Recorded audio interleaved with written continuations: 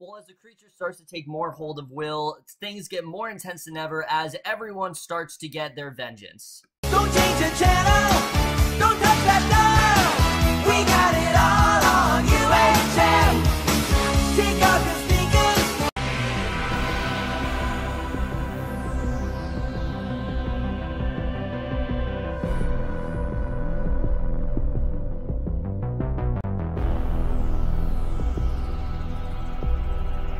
Hey guys, it's Kim for Stranger Things, Season 2, Episode 5, Dig Dug, and I was definitely really looking forward to this episode. I have absolutely been loving the season, especially after the last episode. I think that really kicked things into high gear, and this episode really kept the momentum going. There was a lot of stuff going on here.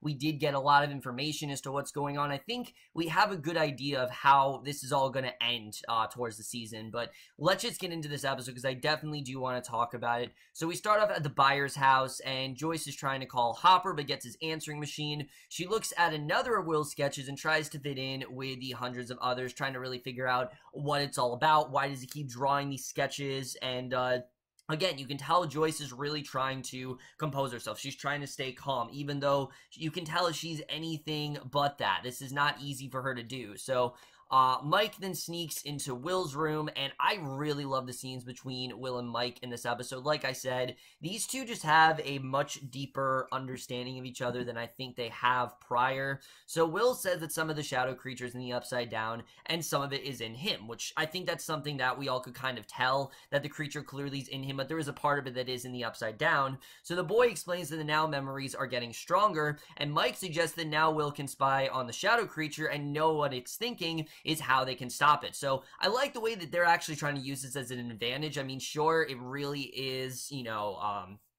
having a big impact on Will, a big negative impact on Will, but he can really use this as an advantage because he can really get into the shadow creature's head, and by doing that, they might actually be, you know, one step ahead of it. So Will glances down his sketch of the creature, wonders what happens if the creature spies back on them, and Mike takes his friend's hand and says that they won't let it. So you can tell that Will, he really is very worried because he knows how powerful the Shadow King is. You know, he knows, not the Shadow King, that's Legion, wrong show, the Shadow creature really is. He knows what it can do with it, what it can do to them, and I like the way that Mike is really trying to persevere and is trying to tell him that, hey, this, you know, might not turn out as badly as you think. So we then see Hopper. He goes through the Upside Down tunnels beneath the pumpkin patch. He hears someone. There are pustles that are spitting liquid at him. They're forcing him to retreat before he collapses from the poison, and above him the vines then grow over the hole that he made to climb down. And this is a really well done scene because we don't really know what could happen to Hopper, especially because of the tunnels beneath there, and we know how powerful these creatures are, so really there's no telling what can happen. But then we see at the motor motel, Jonathan and Nancy nervously tell the owner that they want a double room, and once they get into their separate beds, Nancy smiles and says that it's deja vu. And I really love this scene because, again, it shows why these two are so similar. They've worked together before, and she says she feels like the world is going to end. They compare the scars on their hands, and, you know, it's a very minimal thing, but it's also saying a lot. These two have been through a lot together, and they've each had very violent encounters. They've had a hard number on them, and suffice to say, they're more alike than ever, and Nancy wonders really what happened to them. She points out that Jonathan disappeared afterward, and Jonathan tells her that Will needed her, and she had Steve. And Nancy says that she waited, and Jonathan pointed out that she only did so for a month. Irritated, Nancy rolls over, tells him to turn off the lights, and I really like this scene, because again, I think it's just setting up the fact that she really does want Jonathan. Steve, that's her way of composing herself, and with Jonathan, that's really when she feels the most like her true self, and I think Jonathan very much does see that here. So, the next morning, Will wakes up, he's gasping for breath, Mike is on the floor next to him, wakes up when he hears him. They go to the living room where Joyce is looking at the drawings, and Will tells her that he saw Hopper, and thinks that he's going to die. Now, I knew very well they were not going to kill Hopper in this episode. However, this episode does make me a little bit worried for the future of his character, because this is the second season, and, you know, yes, they killed off Barb, but we haven't really seen anyone else that major die, so I would not be surprised if Hopper actually does get killed at the end of the season. I could very much see them doing that. But basically, We then see Jim. He wakes up, sand vomits, he gets to his feet and continues on, discovers that the hole is grown over. He cuts off pieces of his jacket to cover his mouth, and he comes to a fork in the tunnels, and he's really doing whatever he can to survive. He uses a cigarette to mark his path, he goes left, and the Sinclairs are then having breakfast, and Lucas asks his father how he makes his wife not mad at him. Obviously, you know, talking about Max, and he tells Lucas that he apologizes, gets her whatever she wants, and Lucas says that he's heading out with Dustin and leaves. He rides past Dustin's house where Claudia's calling for her missing cat, Musi. She goes back inside, asks if he's seen the cat. Dustin's on the phone, faking a call, tells Claudia that they saw the cat near Loch Nora, and relieved, Claudia goes to search for the cat, and once she leaves, and I love that Claudia still thinks that this is a cat. Obviously, we know it's not that. It's something much more deadly, but I don't know how long they're going to be able to keep up the ruse. So, Dustin puts on protective gear, lays down a trail of lunch meat to the cellar. He opens his bedroom door, runs to his treehouse. Dart then follows the meat out of the house to the cellar door, but then turns and looks directly at Dustin, and Dustin then draws back, and when he looks, Dart is still staring at him. The boy then charges out, knocks it into the cellar, and he slams the door shut, and it seems like for the time being that, you know, they're doing what they can to make sure that, you know, that Dart is stay put. Obviously, they know that he is definitely not good, is definitely bad news, and they're trying to keep him as locked up as possible. So, the most of this episode, though, besides Will, goes down with 11, and we have a lot of stuff happening with her in this episode, which we're just going to jump into. As we know in the last episode, you know, basically she found out all this information about her mother, and she's determined to get those answers. So she hitches a ride with a truck driver to Terry's address, and as she gets out, he tells her to apologize to her mother for being away so long, and 11 walks up to the house and knocks on the door. And we then see Terry's sister, Becky, assumes that 11 is simply a Girl Scout, and 11 telekinetically opens the deadbolt, says she wants to see Mama, and she's just very direct. You know, she is not looking for any sort of, you know, she's not playing around here. She's not looking for any sort of stalling. She just wants to get to the bottom of this. And it's understandable. You know, after she found out this information, she wants to know this stuff as soon as possible. So Becky takes 11 to the room where Terry's in a chair. She's staring at the TV, still in the same catatonic state that we saw her in last season. And she's muttering the same thing she was in the void. And 11 takes her hand. Her mother looks at her but doesn't respond. And 11 asks Becky what's really going on with her because, you know, why is she in this state right now? So Nancy and Jonathan then drive to an old building and an address they have, and they ring the bell, and we see Murray. And of course, if you remember, Murray is the person tasked to really figuring out what happened to Barb and essentially get that justice. So he tells them over the intercom to look at the camera, and once they do, he closes the door and takes them to the wall that he's put up articles, notes, and maps on, and Nancy tells him that his timeline is wrong, and that 11 is not a Russian girl, she is in fact from Hawkins' lab. So again, Murray is very similar to Owens in the sense where he clearly doesn't have as good as an idea what he's doing. It's because he didn't really live these events. And someone like Nancy and Jonathan, who did in fact live these events and know what actually happened, you know, they are definitely very reliable sources here. So Billy then drops Max off at the arcade. She discovers that the Dig Dug machine is outside. He says that it's shorted out, but he has another machine running in the back. He takes her to where Lucas is waiting, and Lucas promises that he'll get Keith the date with Nancy. And once he leaves, Lucas says that he's going to tell her the truth about everything, but warns that she could be arrested or killed. And he asks if Max accepts the risk. She sarcastically does. You can tell that she really is not interested in what he's talking about. She really wants nothing to do with them.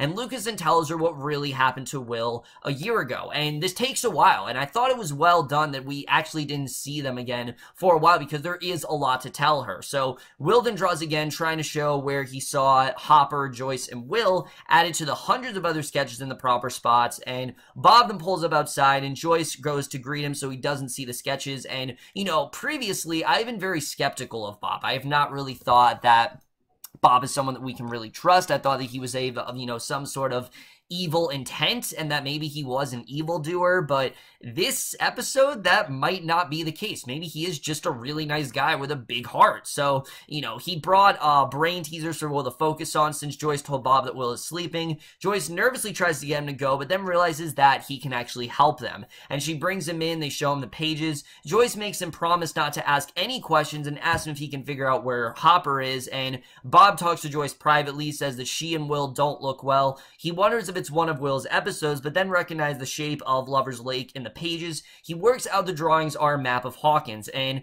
I don't know, just something about him with these drawings. You can see how helpful he's being. You can tell that he really does want to help them. He actually is maybe just a nice guy, and maybe we just, thought that he was bad news. Maybe we just thought that he was bad. Maybe it was just the show trying to place false blame on him and get us to, be very suspicious. And I do like the way the show did that. I thought that was honestly done really well here, and I thought that definitely it gets us a little bit more into Bob than, we would if we didn't think that he was bad. Now we actually know that he is good, and I definitely like seeing that here. So Harbour continues through the tunnels, trying to raise someone on the radio. He enters a cavern filled with animal bones and vines that back away from the cigarette lighter, and he makes a torch, forces them to make a gap in the wall, then digs through it, and Dustin then buries Musey and calls the others on the radio saying it's a code red. No one responds. He cleans up the blood on his bedroom carpet, and Erica finally answers Lucas's walkie-talkie, says she doesn't know or care where Lucas is, and then turns off the radio. So he's really not having much help at all. So Becky then asks Eleven where she came from and where she's been, obviously because she's just kind of come up out of nowhere, and she explains that Hopper and Joyce came looking for her a year ago, and Eleven figures that Terry won't get better. Becky tells Eleven that Terry always believed that Eleven would come home one day, and takes Eleven to her nursery. So she looks at her crib. Becky offers to let her stay there. The girl agrees, and Becky says that she needs 11 to tell her the whole story when she's ready. So the hallway lights start flickering. There's another light down. The hall flickers, and she follows the light downstairs to Terry, and Terry's nose is bleeding. The girl says that Terry knows that she's there and wants to talk as the TV changes channels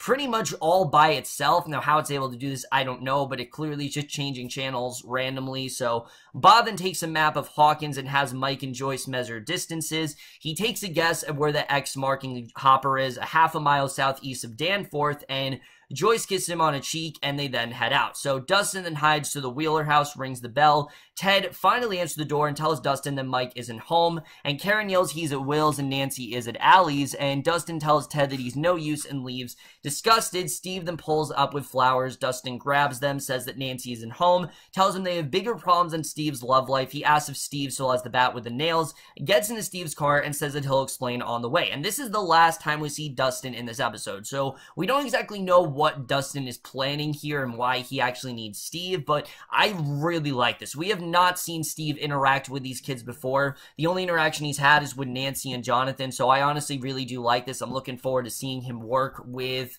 all the kids, and I think it's going to be definitely very fun to watch. So Hopper continues his digging way into the cavern wall, but realizes that it's hopeless. Vines then slither up his legs, yank him down, covering him. And at this point, I'm like, holy shit, maybe they actually could kill him. Maybe he actually isn't going to come out of this. I mean, I really didn't know if things were going to work out well for Hopper. It really seemed like he's losing hope here. So Lucas finishes telling Max everything. And again, I like that the show waited a little while to get back to this. And Max says that she liked it. She pretty much just sees it as, oh, it's just a story that he made up to impress her, says it's stupid but funny. Lucas then follows around and insists it's not a joke, says that the group's most important stories, that they don't lie. Max starts playing the Dig Dug game, and when she mentions 11, Lucas then covers her mouth and tells her stop talking. She realizes that he's serious at the moment and asks for proof, and Lucas admits that he can't.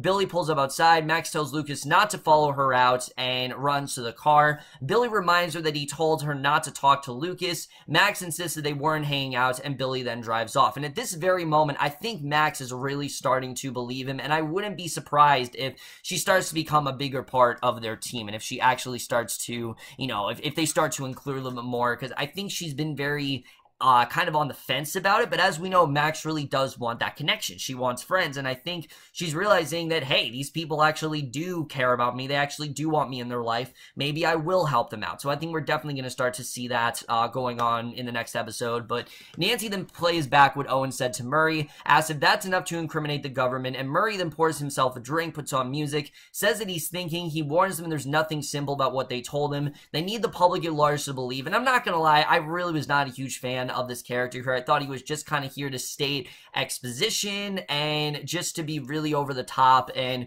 he warns the government will bury the tape and no one will believe it. Once he waters down his vodka, Murray says they watered down the story and moderate it, and what Murray is to me is what I was worried Hopper was going to be, which is just kind of the drunkard that's really angry and just spouts a bunch of exposition, and that seems like that's all he is right now. Maybe that'll change, but right now, that's really all he is, and, he talks about how the Hawkins lab leaked something and the government people will go down. It's just right now, like I said, I'm not really latching on to this character.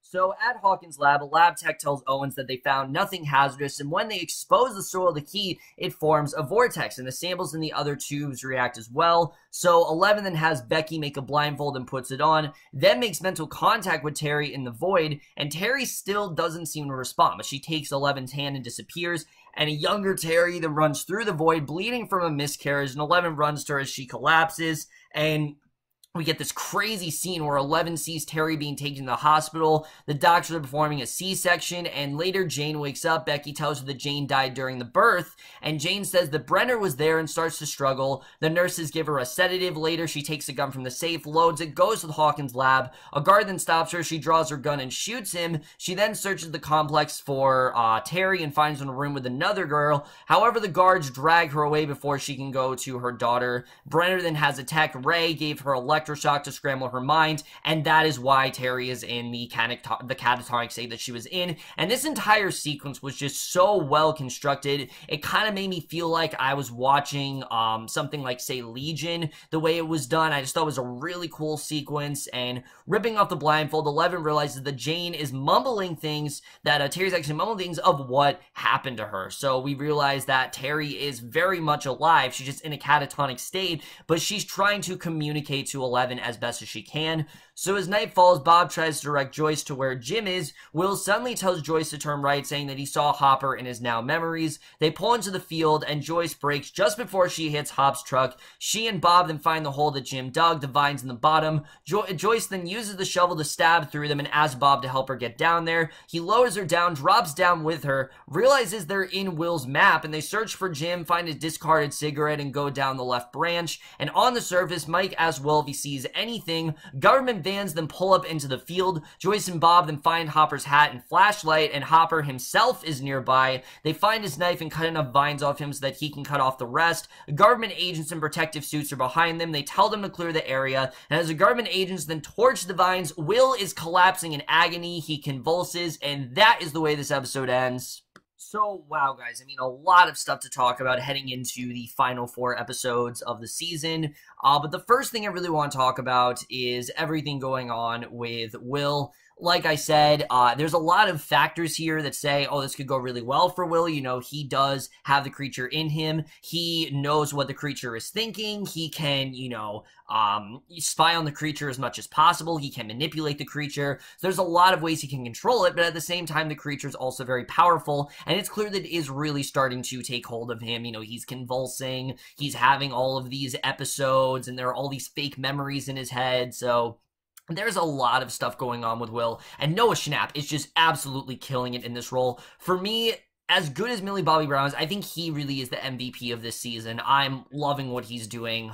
He's just doing some really great work, and especially the age he is. I believe he's only 13 years old. It is incredible that he's able to project such an emotional range at such a young age. He's just doing an incredible job here, and I really am loving his scenes with Mike. I think these two just have such a great understanding of each other, and I really do love that. As far as things do go with Hopper, like I said, I am worried for him heading into the last few episodes of this season. I thought maybe they weren't going to get to him. Maybe he was actually going to die, but it seemed like, he was kind of doomed there, but we'll have to see the way things really do turn out. Like I said, as far as Bob, I, for the most part, do trust Bob now. I think he actually is good. I think, the show just kind of wanted us to suspect Bob, but in reality, he actually just seems to be a regular, nice guy, and I think that's kind of what we got from this episode. So I am definitely, really liking the character of Bob. I think Sean Astin is doing a really good job, and normally I get mad at a show for doing this, for making us think one thing, but this is a show that's all about paranoia, and it's about planting judgment into other people, and that's exactly what's going on, with Steve, for example. We thought Steve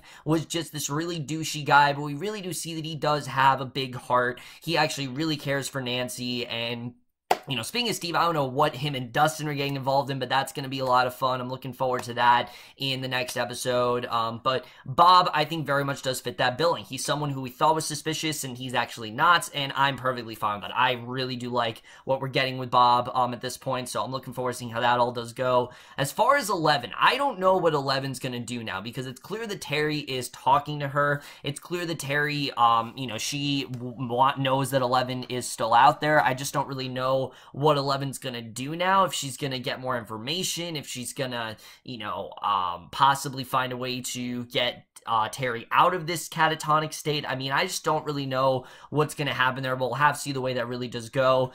Someone else who's really proving to be okay and not just be a complete asshole is Owens. I was very skeptical of Owens heading into this season, but it's clear that he actually does mean what he says. He is very different from Brenner. He is trying to figure things out, and it does seem like he has a much more sort of, you know, empathy, you know, like I said, a lot more sympathetic for the Upside Down and for all the creatures involved and things like that. So I think he definitely does have some sort of sympathy for them, and I think we definitely do see that here. As far as Max goes, I love where Max's character is going. I think she very much is starting to believe Lucas, and I think she's going to start to get more in with the group. I think, you know, for a while she's been like, oh, is this really a good idea? Should I really trust him? But I think now she's realizing that, hey, maybe he is actually telling the truth, and maybe it is a good idea for her to start working with the group, and I'm definitely really looking forward to that. As far as Nancy and Jonathan, I think this episode confirms that these two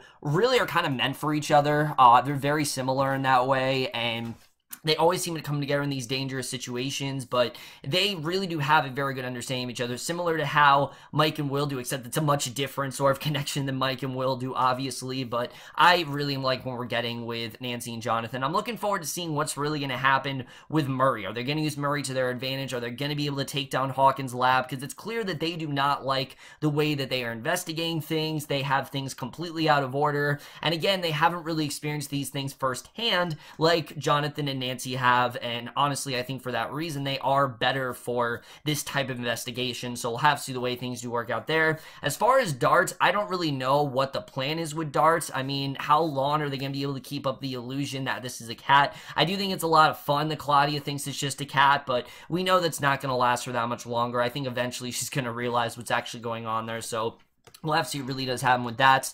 And like I said, I do think this episode gives us a lot of sort of, you know, inferring where the rest of the season is really going. I think really the end of the season, everyone's going to come together because they all have one common goal, and that is to get vengeance on the Upside Down. Go after the Upside Down, you know, get revenge for what happened, you know, whether it's getting justice for Barb or tracking down a loved one or trying to break Will out of this state or anything like that. It really is all about just finishing this and taking this, you know, creature down and making sure the Demogorgon doesn't win in this sense. So we'll have to see the way that really does turn out. I really do love seeing everyone come together, and I will not be surprised if 11 actually does start teaming up with Will, because at this point they do have very similar type of abilities, and I think, you know, Will's knowledge of the creature coupled with 11's powers really is going to be the thing to take down the Upside Down once and for all. We'll just have to see the way things really do turn out there.